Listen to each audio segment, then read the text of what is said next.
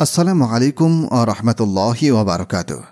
প্রিয় শ্রোতা বন্ধুরা, আশা করি আল্লাহ রাব্বুল আলামিনের অশেষ দয়ায় ও মেহেরবানিতে আপনারা সকলে ভালো আছেন। মাওলানা তারেক জামিল সাহেব বলেন, কাতারে আমাদের জামাত গিয়েছিল। ফিরে আসার সময় এয়ারপোর্টের রাস্তার পাশে এক আলিশান বাড়ি দেখলাম। বাড়িটা ছিল বিশাল আকৃতির। ভাবলাম শাহী খানদানের কারো হবে হয়তো। তখন আমি কাতার অধিবাসী আমার এক সাথীকে জিজ্ঞাসা করলাম, বাড়িটি কি কোনো আমিরের? আমাদের সে সাথী বলতে লাগলেন যে এটা কোনো শাহী খানদানের বাড়ি নয়। এটা যার মহল সে কাতারের সবচাইতে বড় ব্যবসায়ী ছিলেন এবং কাতারের সবচাইতে বড় ধনী। এটা তারই মহল। তিনি বড় শখ করে এই মহল বানিয়েছিলেন। বেশি দিন বসবাস করতে পারেননি, মাত্র 5 বছর আরামায়েশ করেছিলেন, এরপর মারা যান। আশ্চর্যের বিষয় হচ্ছে, যেখানে তাকে দাফন করা হয়েছে এর পাশেই কাতারের সবচেয়ে গরিব লোকটিকে দাফন করা হয়েছে। তাদের দুজনের কবর পাশাপাশি। দেখুন ভাই, মৃত্যু দুজনকেই বরাবর করে দিল। রাসূল সাল্লাল্লাহু আলাইহি ওয়াসাল্লাম সতর্ক করে বলেছেন, হে লোক সকল, দুটি বড় জিনিস কখনো ভুলে যেও না। এরপর রাসূল সাল্লাল্লাহু আলাইহি ওয়াসাল্লাম এমনভাবে কাঁদলেন যে পবিত্র দু চোখের পানিতে দাড়ি মোবারক ভিজে গেল। তখন রাসূল সাল্লাল্লাহু আলাইহি ওয়াসাল্লাম বললেন, আল জান্নাতু ওয়ান নারু, হে লোক সকল, জান্নাতকে কখনো ভুলে যেও না। হে লোক সকল, জাহান্নামকে কখনো ভুলে যেও না। এরপর রাসূল সাল্লাল্লাহু আলাইহি ওয়াসাল্লাম বলেন, জান্নাতের জন্য যত চেষ্টা দরকার তা করো এবং জাহান্নাম থেকে যত জোরে পালানো যায় তা পালাও। যে জান্নাত লাভ করতে চায় সে ঘুমায় না এবং জাহান্নামকে যে ভয় করে সে গাফেল হয় না। হযরত কাব রাদিয়াল্লাহু আনহু বলেন, যে ব্যক্তি মৃত্যুকে চিনতে পেরেছে তার উপর দুনিয়ার সব বিপদ আপদই সহজ মনে হয়। রাসূল সাল্লাল্লাহু আলাইহি ওয়াসাল্লাম মসজিদে নববীতে বসে আছেন। সামনে সাহাবায়ে কেরামগণ বসে আছেন। রাসূল সাল্লাল্লাহু আলাইহি ওয়াসাল্লাম বর্ণনা করলেন 3 ভাইয়ের কাহিনী। এক ব্যক্তির 3 ভাই ছিল এবং তার মৃত্যুর সময় সন্নিকটে। সে এক ভাইকে ডেকে বলল, ভাই, আমার কি করবে? আমি তো মারা যাচ্ছি। সে বলল, তুমি মরে গেলে আমি অন্যের হয়ে যাব, অপরিচিত হয়ে যাব।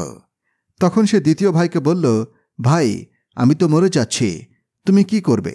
সে ভাই বলল, মৃত্যু পর্যন্ত তোমার চিকিৎসা করব, তুমি মরে গেলে কবরে দাফন করে চলে আসব। এরপর তৃতীয় ভাইকে জিজ্ঞাসা করল, ভাই, আমি তো মরে যাচ্ছি, তুমি কি করবে? সে ভাই বলল, আমি সদা সর্বদা তোমার সাথে থাকব, তোমার কবরে, তোমার হাসরে, তোমার হিসাব নিকাশের সময় পর্যন্ত আমি পাশে থাকব। হুজুর সাল্লাল্লাহু আলাইহি ওয়াসাল্লাম বলেন, তোমরা বলো তো, এই 3 ভাইয়ের মধ্যে কোন ভাই উত্তম? সাহাবায়ে কেরাম বললেন, যে ভাই জান্নাত পর্যন্ত সাথে থাকবে সেই তো উত্তম। রাসূল সাল্লাল্লাহু আলাইহি ওয়াসাল্লাম বললেন, প্রথম ভাই হলো মাল, যে মৃত্যুর সাথে সাথে অপরিচিত হয়ে যাবে। দ্বিতীয় ভাই সন্তান ও আত্মীয় স্বজন, যারা মৃতকে কবরে রেখেই অপরিচিত হয়ে যাবে।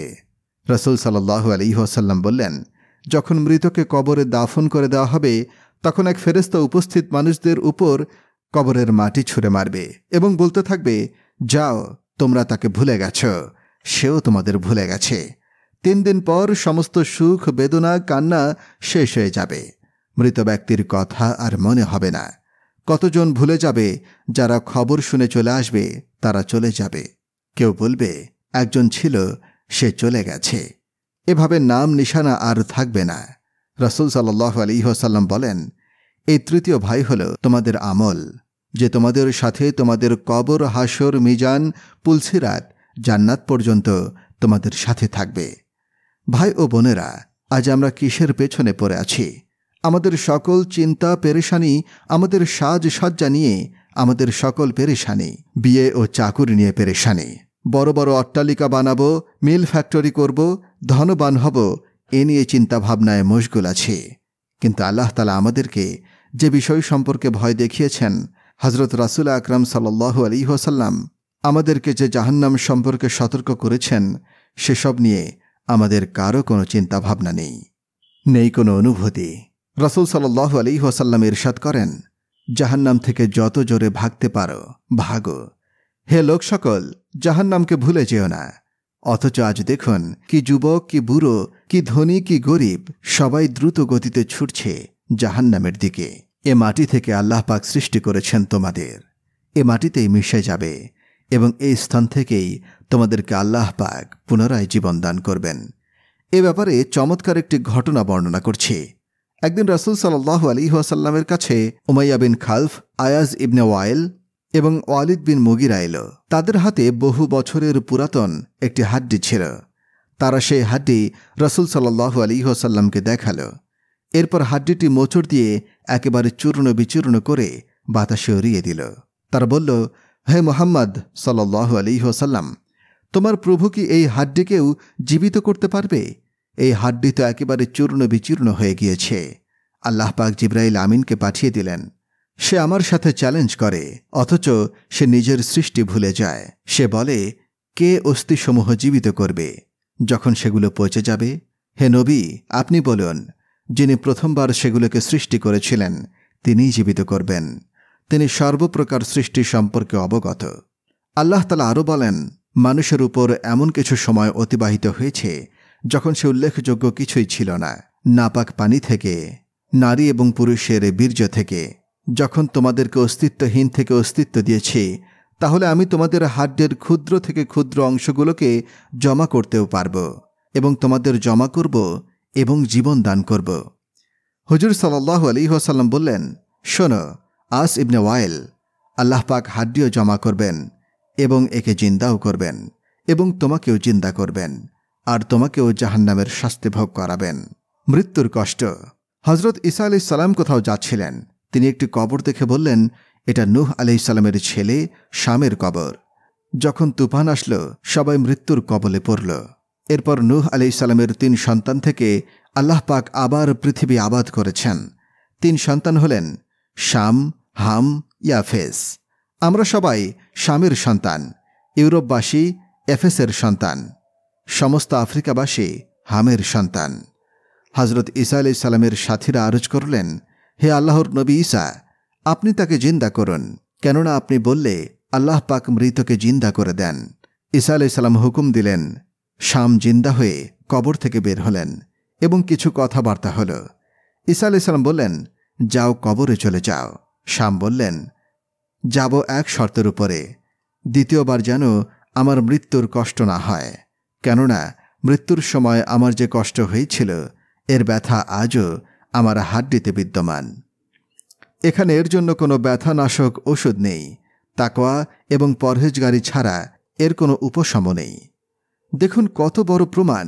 মৃত্যু আমাদের প্রত্যেক পুরুষ মহিলার উপরে আসবেই, অথচ আমাদের কত বড় গাফিলতি। মৃত্যুর জন্য কি প্রস্তুতি আমরা নিচ্ছি? কবরের সম্বল আমাদের জোগাড় হয়েছে কি? বাইত ওয়াহশা, বাইতুল আরবা, বাইতুল ওয়াহদা, বাইতুদ দুদি। কবর হলো সব বিচ্ছেদের ঘর। কবর নির্জন আতঙ্কের ঘর। কবর একা থাকার ঘর। কবর পোকামাকড়ের ঘর। একবার হজরত ঈসা আলাইহিস সালাম এক মহল্লা অতিক্রম করার সময় দেখলেন সব কিছু বরবাদ হয়ে, বাড়িঘর ধ্বংস হয়ে মাটির সাথে মিশে গেছে। ঈসা আলাইহিস সালাম বললেন, এদের উপর আল্লাহর আযাব এসেছে, এসব আল্লাহর নাফরমানির দরুন হয়েছে। ঈসা আলাইহিস সালাম মৃতদের সাথে কথা বলতেন। ঈসা আলাইহিস সালাম আওয়াজ দিলেন, ইয়া আহলাল করিয়া, হে বস্তিওয়ালারা। জবাব এলো, আমরা হাজির হে আল্লাহর নবী। ঈসা আলাইহিস সালাম বললেন, তোমাদের কি গুনাহ ছিল এবং কিভাবে ধ্বংস করা হলো? তারা বলল, আমাদের 2টি কাজ ছিল, এক দুনিয়ার প্রতি মহব্বত, দ্বিতীয় তাওয়াগীতের সাথে মহব্বত ছিল। ঈসা আলাইহিস সালাম বললেন, তাওয়াগীতের সাথে মহব্বতের উদ্দেশ্য কি? আওয়াজ এলো, নিকৃষ্ট মন্দ প্রকৃতির লোকদের সাথে সুসম্পর্ক ছিল আর নিকৃষ্ট লোকদের সাথে ওঠা বসা করতাম। ঈসা আলাইহিস সালাম বললেন, দুনিয়ার মহব্বত দ্বারা উদ্দেশ্য কি? আওয়াজ এলো, আমাদের ভালোবাসা দুনিয়ার সাথে এমন ছিল যে যেমন মা তার নিজের সন্তানকে ভালোবাসে। যখন আমরা ধন দৌলত হাতে পেতাম খুবই আনন্দিত হতাম। যখন তা হাতছাড়া হয়ে যেত তখন আমরা অস্থির হয়ে যেতাম। হালাল হারাম চিন্তা না করেই ধন সম্পদ কামাই করতাম। জায়েজ না জায়েজের পরোয়া না করেই সম্পদ ব্যয় করতাম। এর মধ্যে আমরা ধরাশায়ী হলাম। ঈসা আলাইহিস সালাম জিজ্ঞাসা করলেন, এরপর তোমাদের সাথে কেমন আচরণ করা হয়েছে? তারা বলল, রাতে আমরা সবাই শুয়েছিলাম, কিন্তু সকাল হলে দেখি আমরা সবাই আওয়াজিয়াতে পৌঁছে গেছি। ঈসা আলাইহিস সালাম জিজ্ঞাসা করলেন, আওয়াজ ইয়া কি? তারা বলল, এটা সিজ্জিন। ঈসা আলাইহিস সালাম জিজ্ঞেস করলেন, সিজ্জিন কি? তারা বলল, হে আল্লাহর নবী, সিজ্জিন এমন এক কয়েদখানা যার এক একটি আঙ্গার জ্বলন্ত কয়লা 7টি দুনিয়ার সমান, এবং আমাদের রুহকে সেখানে দাফন করে দেয়া হয়, এবং আমাদের রুহকে সেখানেই দাফন করে দেয়া হয়েছে। ঈসা আলাইহিস সালাম বললেন, তুমি একা কথা বলছ, আর কি কেউ নেই কথা বলার মতো? আওয়াজ এলো, হে আল্লাহর নবী, সবাইকে মুখে আগুনের লাগাম দেয়া হয়েছে, এর জন্যই তারা কথা বলতে পারছে না। তাদের মুখ বন্ধ, আমার মুখ বন্ধ হয়নি, লাগামও দেয়া হয়নি, তাই আমি বলতে পারছি। ঈসা আলাইহিস সালাম বললেন, তুমি কিভাবে বাঁচলে? আওয়াজ এলো, আমি সিজ্জিনের কিনারায় বসা আছি। এই শাস্তি আমাকে এই জন্য দেওয়া হয় নাই যে আমি তাদের সাথে থাকতাম ঠিকই, কিন্তু তাদের মতো চলাফেরা করতাম না, কিন্তু তাদের সাথে থাকার কারণে আমাকেও পাকড়াও করা হয়েছে। এখন আমি সিজ্জিনের কিনারায় এমন স্থানে বসা আছি, ঠিক নেই কোন সময় নিচে পড়ে যাই, নাকি আল্লাহ তাআলা অনুগ্রহ করে আমাকে মাফ করেন তা আমি জানি না। আমি সেই মৃত্যু, অনেক বড় সম্পদওয়ালাকেও নিয়ে যাই। আমি সেই মৃত্যু যে সন্তান এবং পিতামাতাকে আলাদা করে দেই। আমি সেই মৃত্যু যে ভাই থেকে বোনকে চিরতরে আলাদা করে দেই। আমি সেই মৃত্যু যে বন্ধুকে বন্ধু থেকে পৃথক করে দেই। আমি সেই মৃত্যু যে স্বামীর থেকে স্ত্রীকে পৃথক করে দেই। আমি সেই মৃত্যু যে সুখের সংসার ভেঙে তছনছ করে দিই। আমি সেই মৃত্যু যে কবরস্থানকে আবাদ করি। আমি সেই মৃত্যু যে তোমাদের খুঁজি, এবং তোমরা যতই নিরাপদ বেষ্টনীর মধ্যে থাকো না কেন, আমি তোমার জান কবজ করি, এবং কোনো সৃষ্টি আমার কবজা থেকে বাঁচতে পারবে না। প্রিয় ভাইরা, দুনিয়ার জিন্দেগিতে আল্লাহ পাক আমাদের পরীক্ষা নেওয়ার জন্য বানিয়েছেন। এখানে যে আসে সে যাওয়ার অগ্রিম টিকিট নিয়ে আসে। এখানে চিরস্থায়ী বসবাসের স্থান নয়। চাই সে শক্তিশালী বাদশাহ হোক, চাই সে মালদার হোক, চাই ফকির হোক, মৃত্যু সবারই কপালের লিখন। মৃত্যু যখন আসে তখন দুনিয়ার সব কামাই করা সম্পদ ওয়ারিসদের কাছে পড়ে থাকে। শুধু শূন্য হাতে 3.5 হাত মাটির ঘরে শুয়ে থাকে। যদি হাতে দামি আংটি থাকে তাও খুলে রাখা হয়। হযরত মালিক বিন দিনার রহমতুল্লাহ আলাইহি বলেন, আমি এক কবরস্থান অতিক্রম করছিলাম।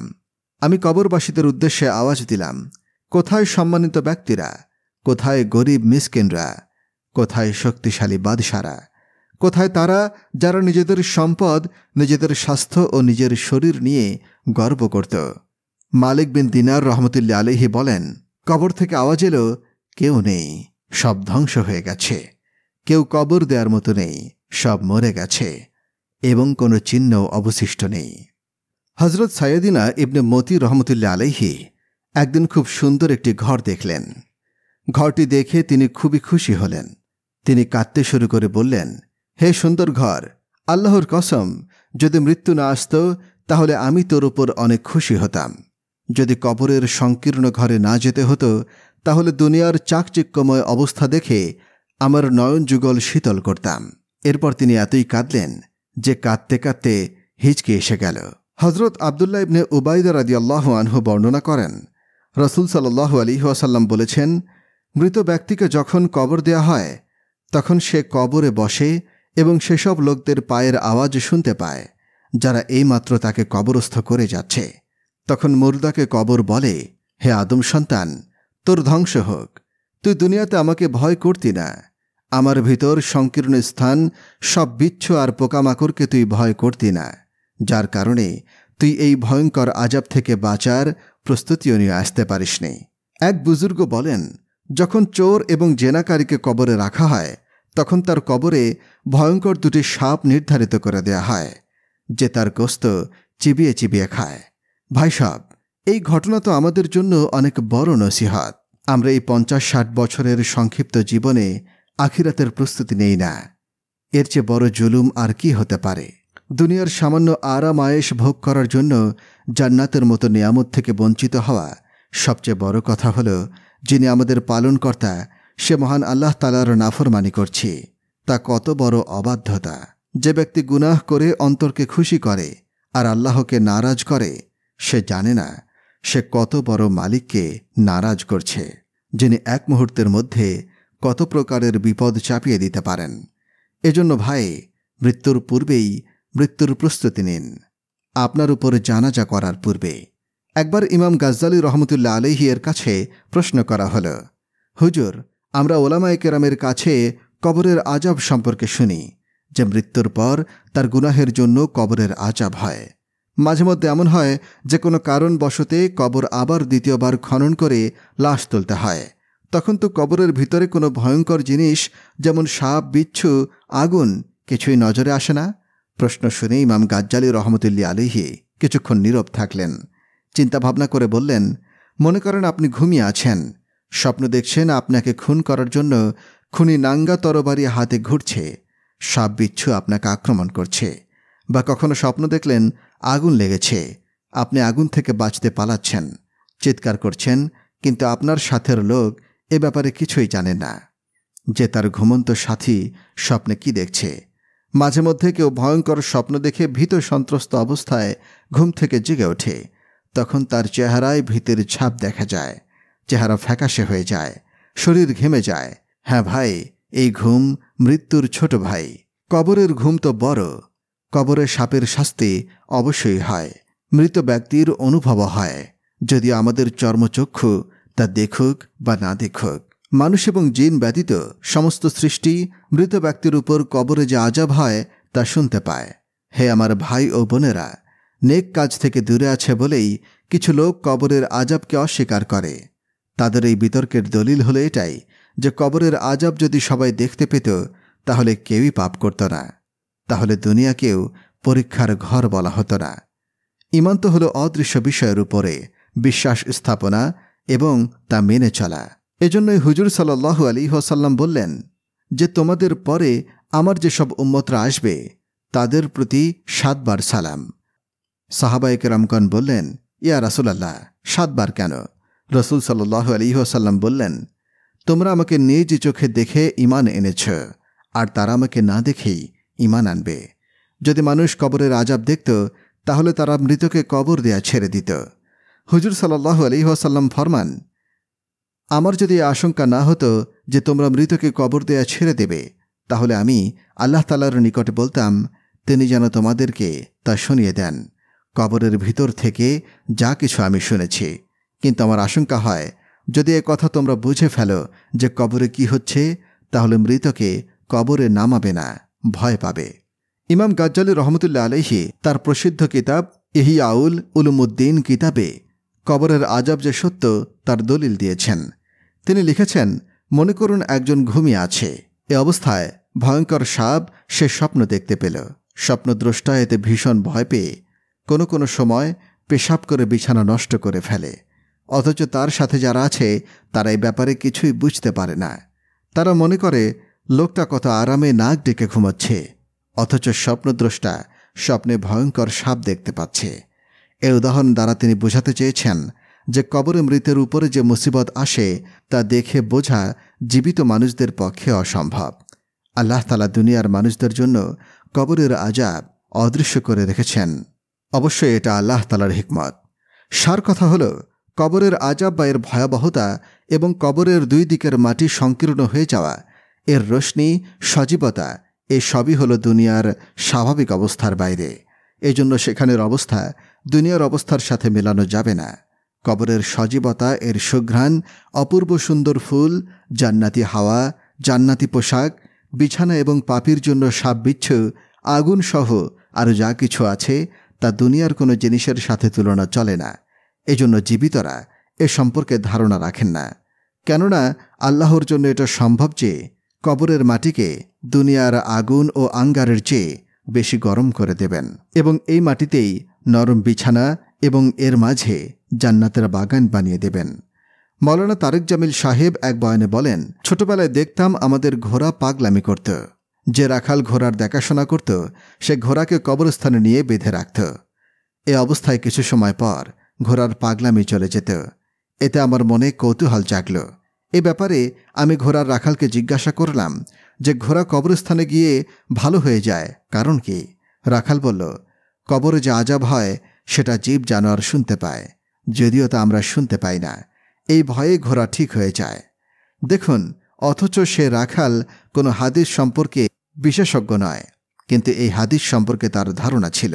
যখন আমি হাদিসটি পড়লাম, মানুষ এবং জিন ছাড়া সমস্ত মাখলুক মুর্দার উপরে কবরের আযাব শুনতে পায়, তখন আমার কাছে বিষয়টা পরিষ্কার হয়ে গেল। হযরত আবু হুরায়রা রাদিয়াল্লাহু আনহু বলেন, একদিন আমি হুজুর সাল্লাল্লাহু আলাইহি ওয়াসাল্লামের সাথে এক জানাজায় শরীক ছিলাম। হুজুর সাল্লাল্লাহু আলাইহি ওয়াসাল্লাম বললেন, এমন একদিন আসবে যেদিন কবরের জবান খুলে যাবে। সে বলবে, হে আদম সন্তান, তোমরা আমাকে কেন ভুলেছিলে? আমি প্রত্যেকের জন্য ঘর এবং আমার ভেতরে পোকামাকড় ভরপুর। কিন্তু সেসব লোকদের ব্যতীত যাদের জন্য আল্লাহ পাক আমাকে প্রশস্ত করে দিয়েছেন। রাসূল সাল্লাল্লাহু আলাইহি ওয়াসাল্লাম বলেন, কবর জান্নাতের বাগান থেকে একটি, অথবা জাহান্নামের গহ্বরদের ভিতর থেকে একটি গহ্বর।